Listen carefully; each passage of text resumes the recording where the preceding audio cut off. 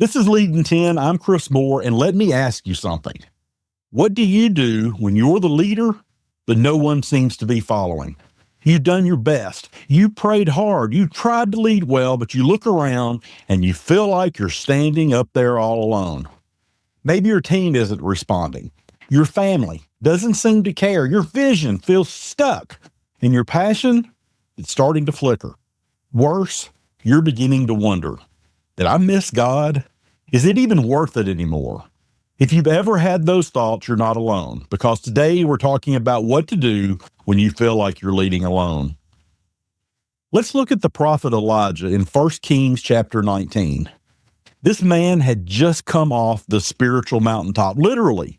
He stood on Mount Carmel and called down fire from heaven. He faced off with 450 prophets of Baal, and he won. He prayed, and rain returned after a long drought. He experienced victory, vindication. He felt the power, and he got public affirmation.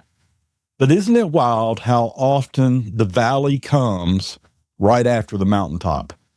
Right after his victory, Jezebel sends one threat, and Elijah crumbles. He runs, he isolates, and in verse 4, he asks God to end his life. But then we read in verse 9, and he came thither unto a cage.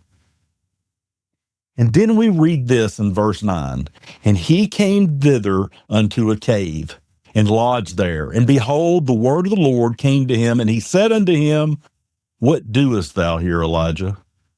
1 Kings chapter 19, verse 9. In Elijah, he pours out his heart. He says, I've been faithful. I've done all I know to do, and I'm the only one left. Can you hear it? The pain of loneliness, the burden of leadership, the sting of feeling like your obedience didn't move the needle, at least not in the way that you thought it should have. What happens next is one of the most beautiful moments in all of Scripture. God tells Elijah to stand on the mountain because he's about to pass by. And then comes the wind, the earthquake, and the fire. But God wasn't in any of that. Then came a still, small voice. God didn't rebuke Elijah. He whispered. And in that whisper, God reminded Elijah of something huge. Yet have I left me 7,000 in Israel, all the knees which have not bowed unto Baal. It's in verse 18.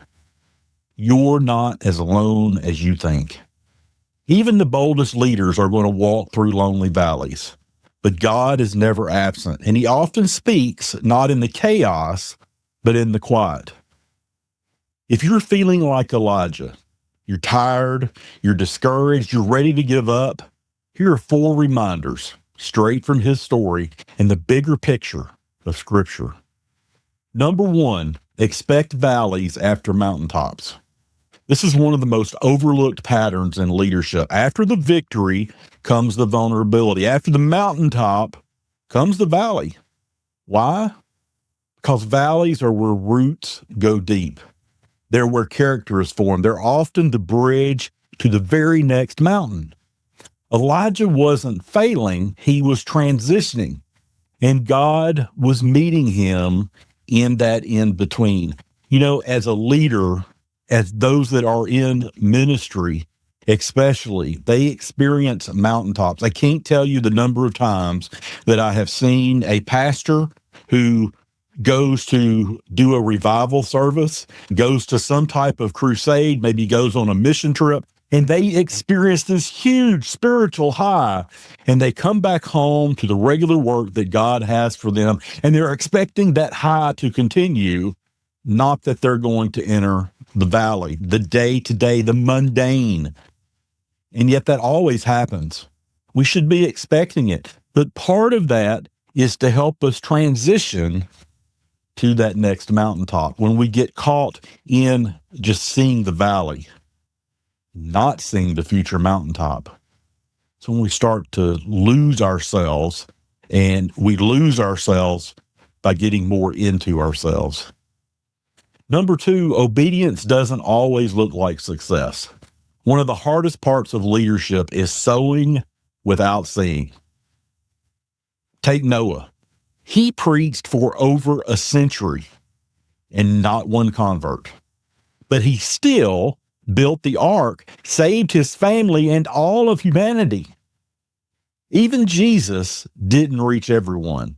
His own brother James didn't believe in him during his ministry, not until the resurrection. So if people aren't responding, don't assume that it's because you're failing or even that they're failing. You might just be planting seeds that someone else is going to water. God will grow in time. Keep showing up. Keep speaking truth. God is working even when you can't see it. Number 3, be real with God, not just resilient for people. Elijah didn't pretend. He brought his exhaustion, his discouragement straight to God, and God met him, not with correction, but with comfort. He sent food. He gave rest. He reminded Elijah that the mission wasn't over, but that Elijah didn't have to carry it alone. Leadership doesn't mean faking strength. It means taking your weakness to the one who sustains you. Number 4, we need to listen for the whisper, not just the applause, not just looking for the success. God wasn't in the earthquake or the fire. He came in a whisper. If you're waiting for something dramatic, you might miss his presence in the ordinary, the quiet moment, the early morning stillness, the whispered reminder, I see you. I'm still here. Keep going. But there are some pitfalls. Number 1, believing that your feelings are the full picture. Elijah felt alone, but he wasn't. You might feel forgotten. You might feel incapable. You might feel like you're doing something wrong, but God sees the bigger story, the one that we can't. And pitfall number 2 is one we all fall into, chasing results instead of faithfulness. Sometimes the real fruit of your leadership just isn't visible yet. And sometimes it's not yours to harvest. You're just the one who's going to plant. So if you're in the cave, if you're discouraged, if you're wondering why it feels lonely, I want you to take heart. God hasn't left. Your obedience is not in vain, and you're not leading alone. The valley is not your final destination. It is part of your preparation. It's part of all of our lives. We just have to remember, we cannot quit in the cave. Don't define your call by who is clapping for you or who is not, who is supporting you, who isn't, where results are and where they aren't. Don't forget, God still speaks. Most of the time, it's in a whisper. So where have you been measuring success by response instead of obedience? And what might God be quietly saying to you in this season? Look, if we're focusing so much on just getting a result and not in doing the right things, we never end up getting to that result. So this week, take 10 minutes in complete stillness.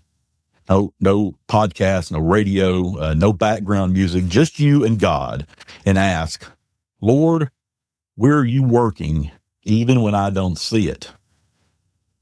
And then just listen. This is Leading 10. I'm Chris Moore. Let's keep leading with love and truth. And if you haven't yet, I'd like to encourage you to pick up my book, Lead Like the Lion, Serve Like the Lamb.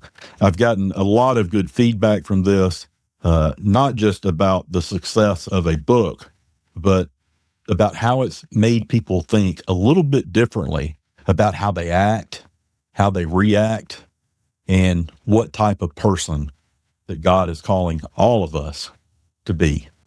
I'll see you in the next episode.